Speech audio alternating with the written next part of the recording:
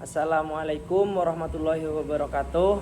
Perkenalkan, nama saya Amirul Mukminin, NIM C93218064, Prodi HPI semester 6, Fakultas Syariah dan Hukum, UIN Sunan Ampel, Surabaya. Di sini saya ingin menjelaskan mengenai alternatif penyelesaian sengketa dan arbitrase. Jadi definisi dari alternatif penyelesaian sengketa yaitu merupakan proses penyelesaian sengketa yang dilakukan di luar pengadilan atau non litigasi. Alternatif penyelesaian sengketa terdiri dari 3 suku kata. Yang pertama alternatif, yang kedua penyelesaian, dan yang ketiga sengketa. Alternatif yaitu merupakan suatu cara untuk menyelesaikan permasalahan-permasalahan yang ada dengan memberikan cara yang berbeda. Kemudian penyelesaian yaitu suatu permasalahan-permasalahan yang harus bisa diselesaikan berhubungan dengan alternatif tadi, itu harus bisa diselesaikan dengan cara yang berbeda. Sedangkan sengketa di sini merupakan suatu konflik atau puncak permasalahannya yang harus benar-benar diselesaikan. Jadi ketiganya tersebut, alternatif penyelesaian sengketa, yaitu merupakan suatu proses penyelesaian sengketa dengan cara yang berbeda. Pada umumnya penyelesaian sengketa, khususnya sengketa hukum di sini, itu dilakukan di dalam pengadilan atau litigasi. Akan tapi alternatif penyelesaian sengketa di sini diselesaikan di luar pengadilan atau bahasanya non litigasi. Dan ini juga tertuang dalam peraturan hukum kita pada pasal 1 angka 10 Undang-Undang Nomor 30 tahun 1999. Jadi alternatif penyelesaian sengketa merupakan suatu lembaga penyelesaian yang penyelesaiannya, prosedur penyelesaiannya disepakati oleh kedua belah pihak yang bersengketa. Dan itu dilakukan di luar peradilan, di luar pengadilan. Alternatif penyelesaian sengketa di sini ada beberapa macam dalam penyelesaian sengketa. Yang pertama ada mediasi, yang kedua ada konsultasi, yang ketiga ada konsiliasi, dan yang keempat ada negosiasi. Jadi mediasi yang pertama, mediasi merupakan suatu penyelesaian yang melibatkan pihak ketiga. Akan tapi seorang mediator tidak boleh haruslah bersifat netral, tidak boleh condong kepada salah satu pihak. Dan seorang negosiator di sini harus memahami apa yang disengketakan oleh kedua belah pihak. Itu. Kemudian yang kedua ada konsultasi. Konsultasi merupakan suatu tindakan yang bersifat personal antara satu pihak tertentu dengan pihak yang lain. Konsultasi biasanya ini dilakukan oleh antara klien dengan konsultan hukumnya. Jadi konsultan hukum harus memberikan solusi kepada orang-orang yang melakukan sengketa, yang bersengketa. Maka dari itu seorang konsultan harus memahami apa yang menjadi permasalahan-permasalahan dalam sengketa yang terjadi tersebut. Dan ini dilakukan hanya oleh antara konsultan dengan kliennya. Jadi konsultan nantinya harus bisa memberikan solusi atau memberikan legal opini kepada si kliennya dengan cara menyelesaikan sengketa yang ada tersebut. Kemudian yang ketiga ada konsiliasi. Konsiliasi di sini merupakan suatu proses penyelesaian sengketa dengan menyerahkan kepada suatu komisi atau orang-orang yang bertugas menguraikan atau menjelaskan fakta-fakta yang terjadi. Jadi konsiliasi di sini yaitu suatu proses penyatuan antara kedua belah pihak yang bersengketa, dan ini dilakukan oleh pihak ketiga juga sebagai proses menyatukan dari kedua pihak yang bersengketa di sini, sehingga tidak ada yang merasa dirugikan. Kemudian yang keempat itu ada yang namanya negosiasi. Jadi negosiasi di sini merupakan suatu cara atau bentuk alternatif penyelesaian sengketa yang paling simple dan tidak tidak harus melibatkan orang ketiga, akan tapi lebih baik memang melibatkan orang ketiga. Ini kesepakatan antara kedua belah pihak yang bersengketa. Jadi kalau memang membutuhkan pihak ketiga tersebut harus mampu berkomunikasi dengan baik dengan cara memastikan antara kedua belah pihak tersebut tidak dirugikan, melainkan harus sama-sama diuntungkan. Istilah penyelesaian sengketa di sini juga, alternatif penyelesaian sengketa berbeda dengan pengadilan yang umumnya. Pengadilan umumnya atau yang dilakukan secara litigasi biasanya melibatkan ada yang dimenangkan dan ada yang dikalahkan. Akan tapi di sini untuk alternatif penyelesaian sengketa ini harus bersifat win-win solution atau memberikan kemenangan kepada dua belah pihak. Sistem pengambilan keputusan dari alternatif penyelesaian sengketa di sini harus secara kooperatif, sehingga kedua belah pihak tersebut harus sama-sama merasa dimenangkan. Tentunya hal ini bukanlah suatu hal yang mudah bagi seorang mediator, konsolidator dan yang lainnya. Sehingga bagaimana caranya kedua belah pihak itu harus merasa dimenangkan. Ada juga yang disebut dengan arbitrase. Arbitrase di sini merupakan suatu lembaga yang khusus dan itu memang diputuskan oleh sama halnya seperti hakim. Akan tapi sifat dari alternatif penyelesaian sengketa ini tidak boleh ada yang merasa dikalahkan, melainkan harus sama-sama dimenangkan. Dan pengambilan keputusan oleh seorang yang memutuskan dalam arbitrase ini harus bersifat adjudikasi, dan itu juga pihak-pihak tersebut harus merasa dimenangkan dengan cara winner takes all. Pada kesempatan kali ini dalam alternatif penyelesaian sengketa di sini kami mengangkat kasus yang mana berjudul alternatif penyelesaian sengketa penyerobatan tanah melalui mediasi.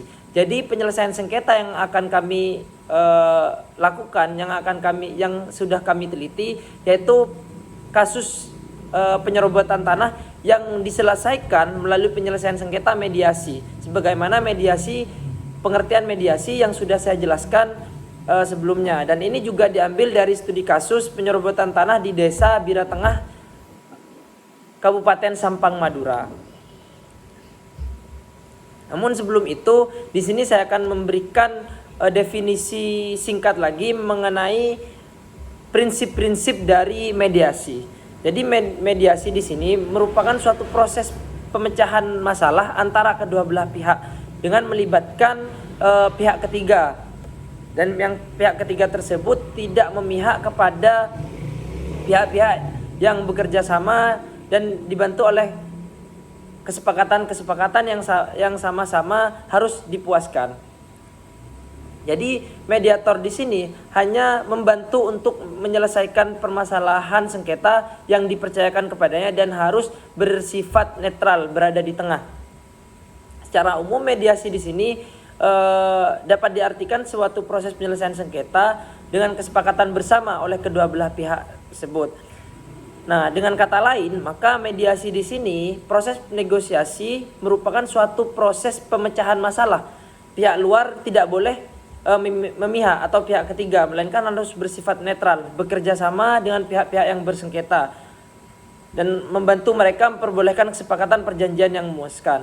Jadi bagaimana caranya seorang mediator itu harus bisa memberikan solusi yang tidak merugikan kepada salah satu pihak, melainkan harus menguntungkan kepada kedua belah pihak. Jadi kedua belah pihak harus bersifat setelah dilakukan mediator harus lapang dada. Maka dari itu, seorang negosiator membutuhkan wawasan hukum yang dalam untuk menyelesaikan permasalahan-permasalahan yang itu. Jadi seorang mediator diwajibkan memiliki kemampuan hukum. Yang pertama di bidang hukum harus memiliki kemampuan yang bisa menyelesaikan permasalahan tersebut. Dan yang ketiga, seorang mediator harus bersifat toleran atau sabar dan harus mampu menampung dan mendengar dan serta mentransformasikan informasi-informasi dari kedua belah pihak. Kemudian seorang mediator juga harus mampu merefleksikan pertanyaan-pertanyaan yang memang itu ditujukan oleh seorang ditujukan oleh seorang yang bersengketa. Jadi mediasi sendiri di sini memiliki karakteristik tersendiri. Yang pertama, mediasi di sini memiliki karakteristik pengembangan dari proses negosiasi. Jadi apabila negosiasi ini tidak bisa diselesaikan, maka diselesaikan dengan cara proses mediasi dengan melibatkan pihak ketiga. Dan pihak ketiga yang seperti yang saya sebutkan sebelumnya itu harus bersifat netral. Kemudian yang kedua harus bebas dari segala bentuk intervensi. Maka seorang mediator harus bersifat imparsial yang dapat diterima oleh kedua belah pihak melalui dengan cara perundingan atau konsensus dari kedua belah pihak. Dan karakteristik yang ketiga, seorang mediator tidak berwenang untuk membuat keputusan, melainkan di situ harus menengahi dari apa yang telah disepakati oleh kedua orang yang bersengketa, kedua belah pihak yang bersengketa. Jadi berbeda dengan halnya hakim di sini memberikan keputusan, sedangkan mediator di sini tidak berhak memberikan keputusan. Kemudian karakteristik yang keempat yaitu seorang mediator harus mampu memberi dan mencapai menghasilkan kesepakatan yang diterima oleh kedua belah pihak.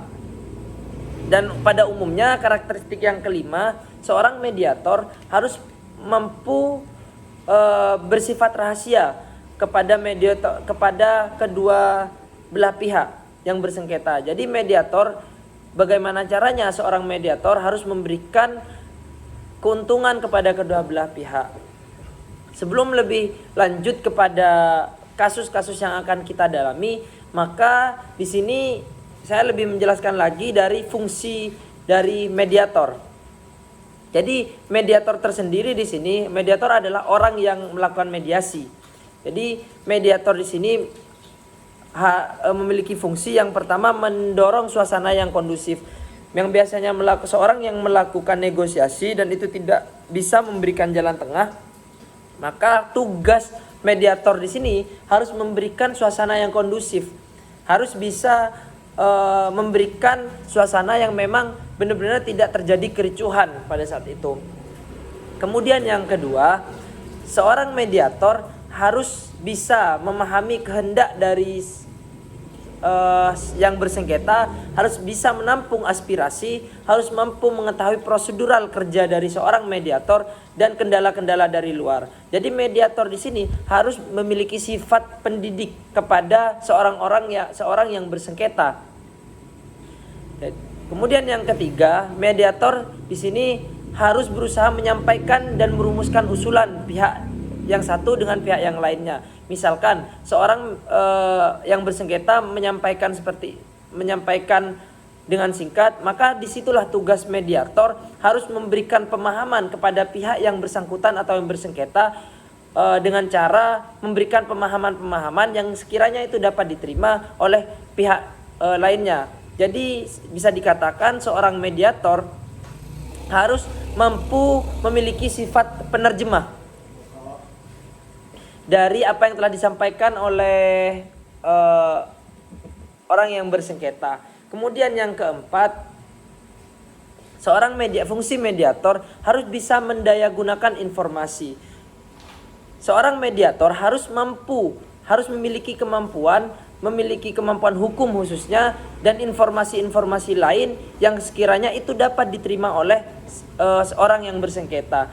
Dapat dikatakan mediator di sini dikatakan sebagai seorang yang sebagai narasumber.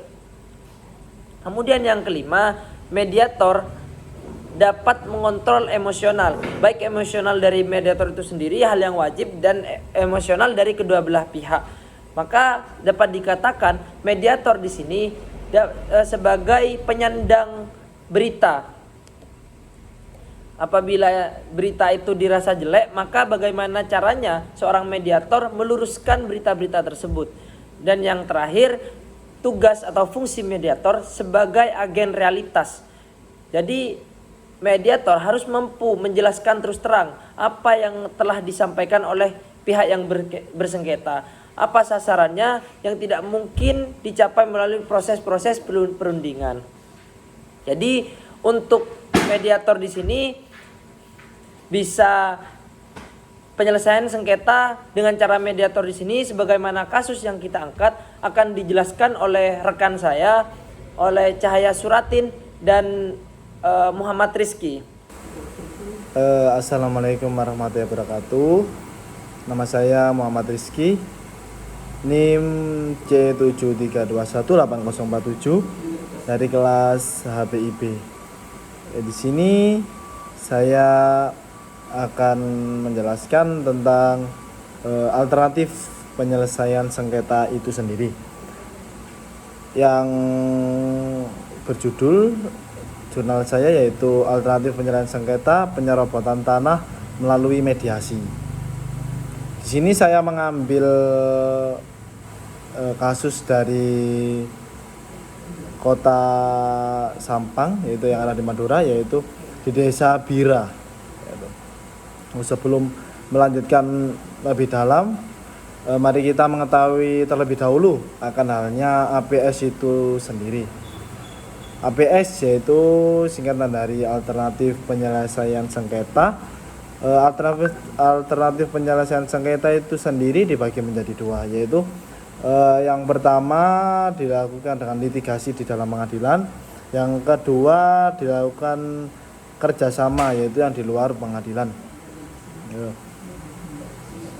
Penyelesaian sengketa dapat dilakukan melalui dua proses juga, dan itu tadi saya sebutkan menurut pasal 1 angka 10 Undang-Undang Nomor 30 Tahun 1999 bahwasanya APS adalah lembaga penyelesaian sengketa atau beda pendapat melalui prosedur yang disepakati para pihak, yakni penyelesaian di luar pengadilan dengan cara ada 4 macam, yaitu ada konsultasi, mediasi, negosiasi,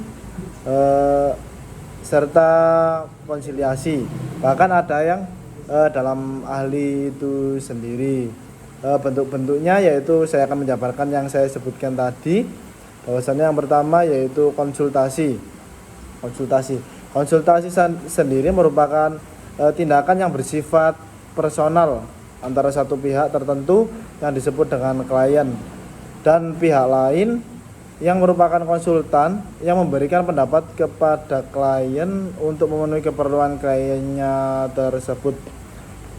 Jadi konsultasi ini tidak hanya kepada advokat saja atau yang berbadan hukum, bisa saja ke seorang yang ahli dalam bidangnya itu sendiri, bisa saja seperti ke dosen dan lain sebagainya, itu bisa menjadi konsultasi. Tidak hanya yang langsung up atau langsung ke tingkat yang tinggi, bisa saja ke tingkat yang lebih rendah terlebih dahulu agar kita mengetahui proses-prosesnya, lalu kita tidak malu enggan berbicara dengan orang-orang yang ada di atas. Seperti itu tadi. Yang kedua yaitu konsiliasi. Konsiliasi merupakan penyelesaian sengketa dengan menyerahkan kepada suatu komisi orang-orang yang bertugas menguraikan atau menjelaskan fakta-fakta dan membuat usulan untuk suatu penyelesaian, namun keputusan tersebut tidak mengikat. Jadi ada orang-orang yang berbadan hukum itu tadi memutuskan, tapi dia tidak mengikat, jadi tidak ada ikatan itu tadi sendiri sih. Terus yang ketiga yaitu negosiasi. Ya, ini paling mudah untuk menyelesaikan antara pihak satu dengan pihak yang kedua, tidak mengajukan atau menaikkan orang ketiga. Itu merupakan bentuk alternatif penyelesaian sengketa yang paling simpel karena tidak melibatkan orang ketiga itu sendiri, jadi bisa diselesaikan secara sendiri. Contoh yang keempat yaitu penilaian ahli. Penilaian ahli merupakan suatu keterangan yang dimintakan oleh para pihak yang sedang bersengketa kepada seorang ahli tertentu yang dianggap memahami tentang sengketa yang terjadi itu tadi. Jadi bisa saja ke orang yang berbadan hukum maupun tidak, itu juga bisa. Pada sistem pengambilan keputusan adjudikasi atau pengadilan dan arbitrase, pihak pemenang akan mengambil segalanya, winner takes all, yaitu tetapi di dalam sistem APS itu sendiri penyelesaian diusahakan sebisa mungkin dilakukan secara korporatif, sehingga penyelesaian secara korporatif diistilahkan sebagai win-win solution, di mana semua pihak merasa sama-sama menang. Jadi kalau kita membahas win-win solution, itu tidak ada pihak di mana pihak ketiga itu mendukung pihak pertama maupun pihak kedua, itu tidak. Kita sebagai pihak ketiga harus mendukung pihak pertama, juga mendukung pihak kedua, terus kita menyelesaikan secara bersamaan. Tidak hanya kita mentang-mentang pihak pertama itu teman kita, terus pihak kedua itu ternyata musuh kita, lah itu kita lebih membela yang pihak pertama, tidak. Jadi kita harus win-win solution itu tadi. Yang kedua yaitu definisi, yaitu ada yang namanya mediasi itu sendiri.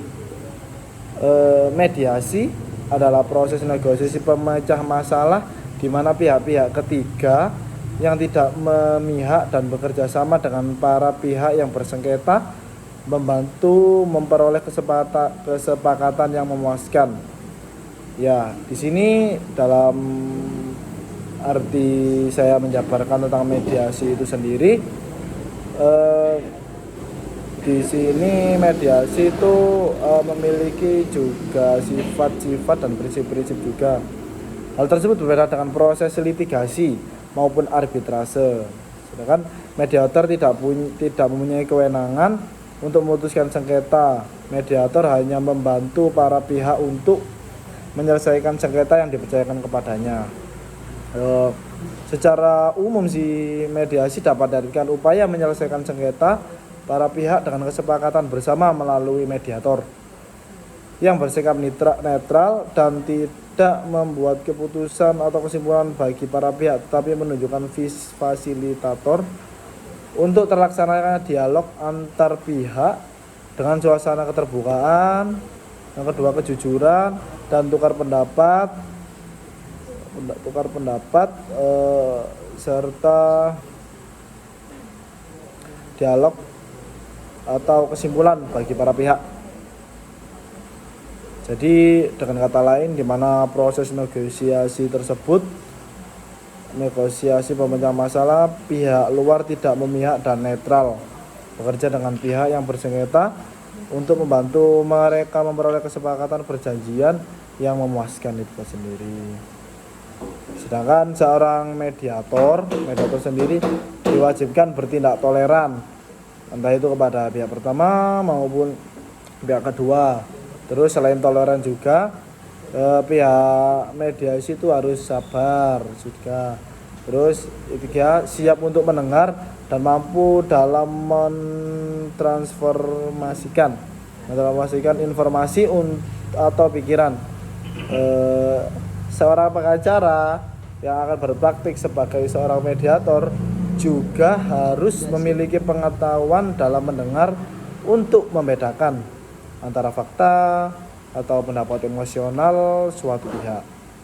Juga pastikan bahwa setiap pengertian pihak yang bersengketa, mediator juga harus mampu mengobservasikan melalui bahasa tubuh atau mata kalau saja tiba-tiba klien menjadi diam dan tidak merespon apapun itu sendiri. Jadi harus respect lah sekiranya mediator itu sendiri.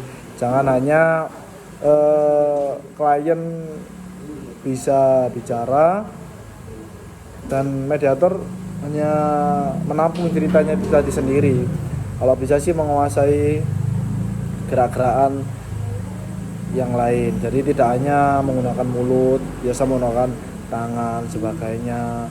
Kalau saja mungkin klien itu tiba-tiba ada apa-apa, terjadi kecelakaan dan lain sebagainya. Melihat hal-hal yang terkadang sukar menentukan apakah menjadi sepihak mendapat kesempatan yang sama untuk didengar, biasanya sih mediator itu sendiri harus mampu memahami juga dan merefleksikan pertanyaan itu tersebut, serta mengklarifikasikan pertanyaan. Atau orang mediator itu merupakan pengetahuan dan memiliki kemampuan.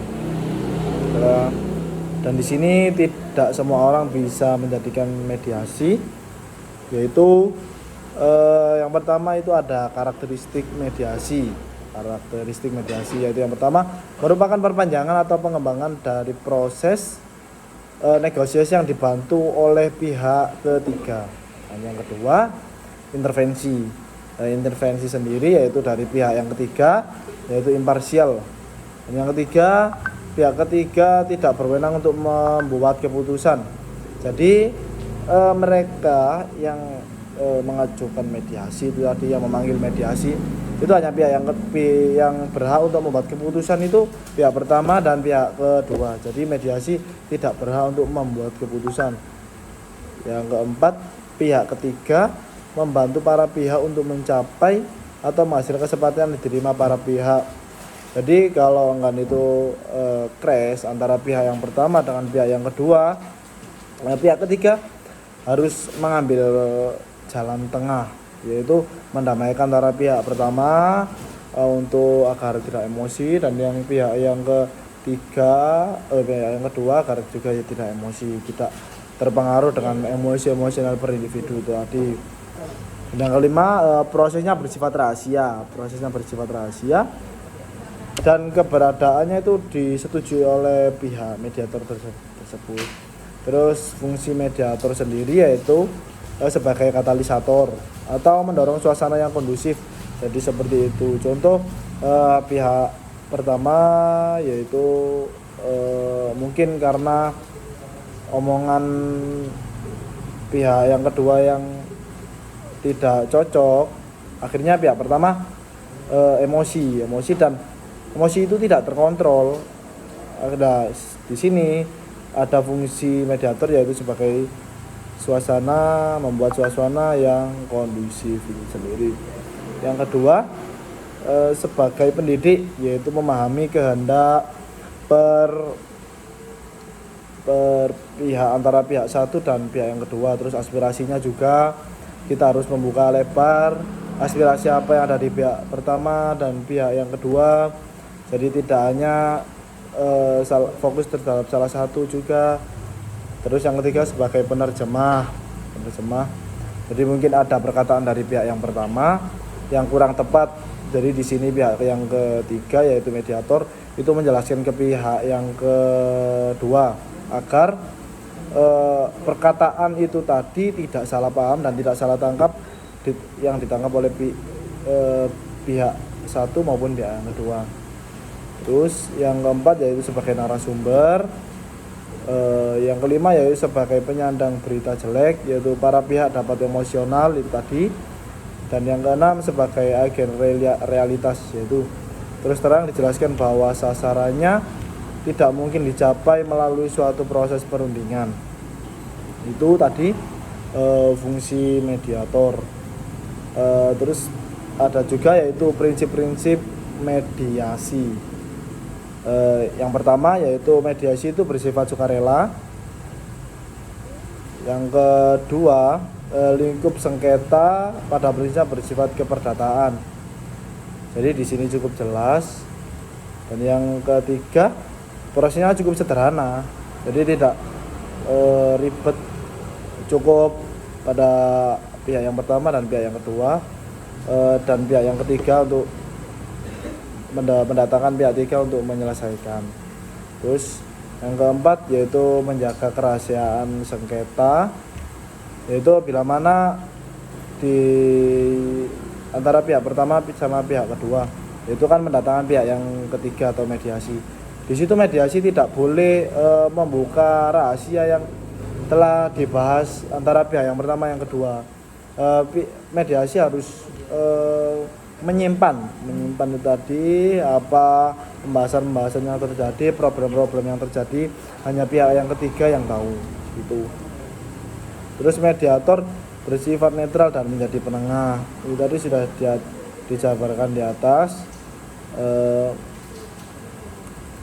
Selanjutnya yaitu proses mediasi dalam sengketa pertanahan yang akan dijabarkan oleh teman saya, yaitu Amirul Mukminin, dan yang kedua yaitu Cahaya Suratin ya. Assalamualaikum warahmatullahi wabarakatuh. Nama saya Cahaya Suratin dengan NIM C93218073 dari Prodi HPIB kelas C. Di sini saya akan menjelaskan terlebih dahulu sebelum untuk pembahasan ke topiknya, maka saya akan menjelaskan dulu apa itu sengketa. Sengketa yaitu suatu keadaan yang mencerminkan para pihak yang mempunyai masalah, yaitu menghendaki pihak lain untuk berbuat atau tidak berbuat sesuatu, tetapi pihak lain juga menolak berbuat perbuatan tersebut. Lalu dari manakah sengketa bermula? Sengketa bermula berawal dari adanya konflik. Konflik di sini dapat didefinisikan sebagai 3 definisi, yaitu yang pertama suatu kondisi tanpa adanya keharmonisan, yang kedua suatu kondisi di mana terjadinya pertentangan, dan yang ketiga adalah suatu kondisi di mana tidak ada kesepakatan. Konflik disebabkan oleh berbagai faktor tersebut sehingga menyebabkan adanya perselisihan dari berbagai pihak atau beberapa pihak lainnya. Faktor yang melatar belakangi munculnya konflik yaitu faktor politik, ekonomi, perdagangan, etnis, dan perbatasan. Faktor-faktor itulah yang sering munculnya, sering terjadinya, dan secara umum dapat memicu beberapa oknum yang menimbulkan konflik. Seperti itu.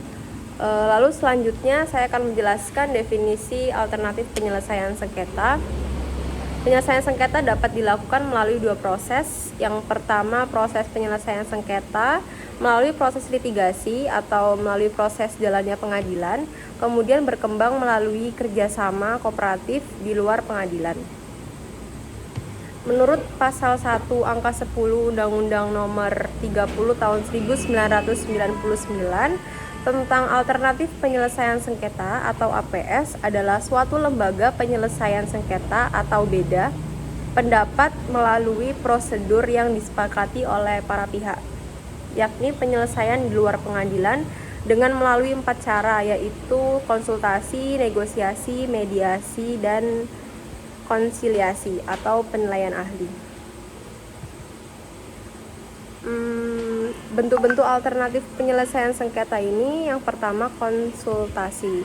Konsultasi di sini merupakan suatu tindakan yang bersifat personal antara satu pihak tertentu yang disebut dengan klien dan pihak lain yang merupakan konsultan yang memberikan pendapat kepada kliennya untuk memenuhi keperluan klien tersebut.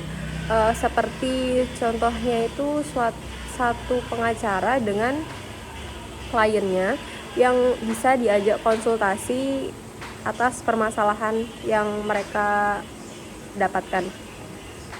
Dan suatu konsultan tidak boleh menghasut serta mempengaruhi kliennya untuk berbuat perbuatan yang tidak baik.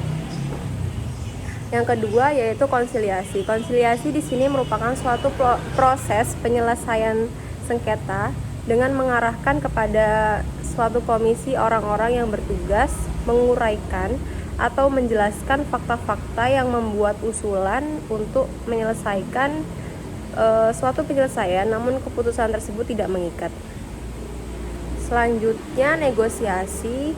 Negosiasi di sini merupakan bentuk alternatif penyelesaian sengketa yang paling simpel karena proses negosiasi ini tidak melibatkan orang ketiga atau pihak ketiga, melainkan negosiasi ini dilibatkan oleh kedua belah pihak yang mempunyai sengketa seperti itu.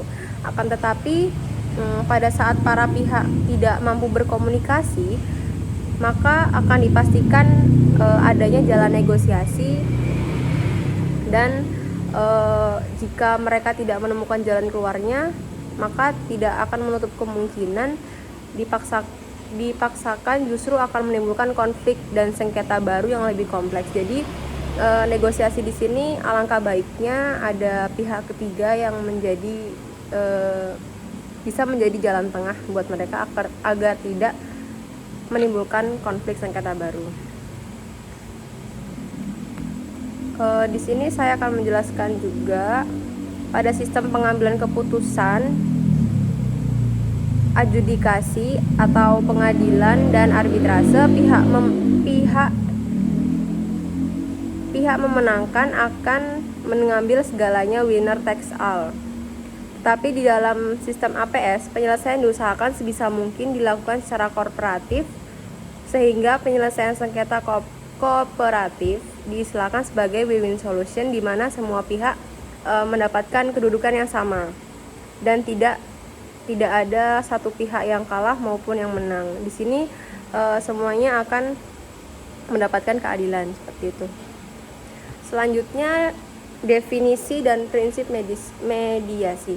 Mediasi sendiri adalah suatu proses negosiasi pemecah masalah di mana para pihak ketiga yang tidak memihak atau bekerja sama dengan salah satu pihak lainnya yang bersengketa untuk membantu memperoleh kesepakatan yang memuaskan. Jadi tugas mediator di sini adalah sebagai penengah yang bisa memberikan negosiasi di kedua belah pihak, sehingga kedua belah pihak tersebut tidak akan menimbulkan konflik sengketa yang baru. Dan hal tersebut berbeda dengan proses litigasi ataupun arbitrase. Mediator tidak mempunyai wewenang untuk memutuskan sengketa, melainkan mediator berwewenang untuk mencari jalan tengah untuk kedua belah pihak yang bersengketa. Mediator hanya membantu para pihak untuk menyelesaikan sengketa yang dipercayakan kepadanya. Jadi diusahakan untuk mediator itu adalah orang yang dipercayai oleh kedua belah pihak dan tidak akan membocorkan masalah yang mereka alami. Secara umum, mediasi itu dapat diartikan sebagai upaya penyelesaian sengketa para pihak dengan kesepakatan bersama. Seperti yang dijelaskan oleh rekan-rekan saya sebelumnya, seorang mediator ini diwajibkan untuk bertindak toleran, sabar, siap untuk mendengar, dan mampu dalam mentransformasikan informasi atau pikiran yang dimiliki oleh mediator tersebut. Seorang pengacara yang akan berpraktik sebagai seorang mediator juga memiliki pengetahuan dalam mendengar untuk membedakan antara fakta atau pendapat emosional dari kedua belah pihak. Juga dipastikan bahwa setiap pengertian pihak yang bersengketa. Mediator pun juga harus mampu mengobservasi melalui bahasa tubuh atau mata kalau saja tiba-tiba klien tersebut menjadi diam. Jadi upaya mediator untuk menyelesaikan suatu masalah dari kedua belah pihak, mereka harus mempunyai kemampuan untuk mencari jalan tengah. Apakah klien ini bisa untuk diajak menemukan solusi supaya mereka tidak merasakan kerugian di salah satunya, seperti itu. Lalu proses mediasi dalam sengketa pertanahan. Di sini saya akan menjelaskan bahwasannya Badan Pertanahan Nasional telah menerbitkan Keputusan Kepala Bidang Pertanahan Nasional RI nomor 11 tahun 2009 tentang kebijakan dan strategis kepala BPN untuk menangani dan menyelesaikan sengketa, konflik, dan perkara pertanahan pada tahun 2009. Win-win solution ini merupakan situasi di mana kedua belah pihak sama-sama diuntungkan dalam suatu transaksi atau kesepakatan dan tidak ada pihak yang dirugikan. Jadi untuk sengketa tanah ini alangkah baiknya dilakukan dengan cara mediasi. Dan mediator dari kantor pertanahan akan bertugas mencari jalan keluar, jalan tengah untuk mengakomodasi keadilan pihak yang bersengketa. Seperti penjelasan di awal bahwa arbitrase ini adalah win-win solution. Dan proses mediator dari kantor pertanahan sempat dibagi dalam beberapa tahap. Kurang lebihnya ada 3 tahap. Yang pertama tahap pramediasi, dan yang kedua tahap pelaksanaan, ketiga tahap pasca mediasi. Untuk tahap pramediasi ini, mediator bertugas untuk membangun kepercayaan diri dengan menghubungi para pihak, menggali dan memberikan informasi awal mediasi. Lalu fokus pada masa depan, koordinasi pihak bertikai, mewaspadai perbedaan budaya dari kedua belah pihak, dan tidak membawa ras, suku, dan budaya masing-masing, menentukan siapa sajakah yang akan hadir, menentukan apa tujuan dari pertemuan mediasi ini, apakah ada tujuan lain atau bagaimana, dan kesepakatan waktu serta tempat. Dan di sini tahap pramediasi, mediator berwenang untuk menyepakati di manakah tempat serta waktu yang ditentukan untuk menyelesaikan masalah tersebut, serta menciptakan rasa aman bagi kedua belah pihak untuk bertemu dan membicarakan bagaimana perselisihan mereka dari awal hingga akhir. Yang kedua, tahap pelaksanaan. Tahap pelaksanaan ini adalah suatu tahap di mana pihak-pihak yang bersengketa sudah berhadapan satu sama lain dan telah memulai proses mediasi tersebut. Dalam tahap ini terdapat langkah-langkah langkah-langkah yang akan dilakukan mediator, bisa berupa sambutan mediator. Sambutan mediator di sini dengan tujuan untuk menjelaskan dan memperkenalkan diri mediator tersebut serta identitas yang dipunyai oleh mediator tersebut. Lalu sang mediator juga bisa melakukan presentasi serta memaparkan kasus apakah yang dialami oleh pihak yang bersangkutan. Terus mengurutkan dan meluruskan permasalahan. Di sini fungsi mediator juga meluruskan dan mengurutkan dari awal kejadian, latar belakang permasalahan mereka itu seperti apa, terus konflik yang terjadi dari mereka itu seperti apa, hingga tahap akhir mereka bersengketa seperti itu. Lalu berdiskusi dan negosiasi masalah yang disepakati. Dan di sini tugas mediator mengajak kliennya ini untuk berdiskusi serta bisa melakukan negosiasi. Apakah masalah ini bisa ditemukan jalan tengahnya atau bagaimana, dan diusahakan untuk bisa bernegosiasi. Lalu menemukan butir kesepakatan dan merumuskan keputusan. Fungsi mediator di sini dengan tujuan untuk menemukan suatu kesepakatan yang dihasilkan dari negosiasi itu, lalu merumuskan keputusan, mencatat dan menuturkan kembali keputusan dan penutup mediasi. Di sini bisa disebutkan sebagai kesimpulan dari apa sih permasalahan yang terjadi sehingga terjadi konflik, dan akan ditutup dengan kesimpulan. Dan tugas mediator juga wajib untuk mencatat dan diomongkan kembali sampai kedua belah pihak benar-benar merasa lega dengan apa yang dialaminya. Lalu dan terakhir ada tahap pasca mediasi. Tahap pasca mediasi ini harus melalui berbagai proses, yakni mengesahkan kesepakatan, adanya saksi, kewajiban melaporkan, arahan mediator, dan kegiatan lain. Mengesahkan kesepakatan di sini, fungsi dari mediator itu berwenang untuk mengesahkan kesepakatan, yaitu mengefikskan kesepakatan yang telah disepakati kedua belah pihak pada proses pelaksanaan mediasi dilakukan.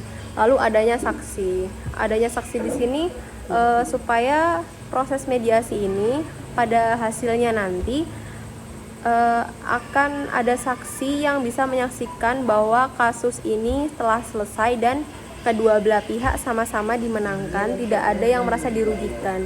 Seperti dari awal yang telah dijelaskan, yakni win-win solution seperti itu. Lalu adanya kewajiban melaporkan. Jadi tugas mediator di sini juga melaporkan apakah sengketa ini, konflik ini telah selesai apa belum. Lalu arahan mediator untuk kegiatan lainnya, dan mediator di sini berfungsi untuk sebagai penasehat, bisa untuk menjelaskan juga menasehatkan kepada kedua belah pihak agar tidak terjadi konflik yang telah dialaminya. Sekian dari saya dan sekian dari kedua teman saya. Apabila ada kesalahan mohon dimaafkan. Wassalamualaikum warahmatullahi wabarakatuh.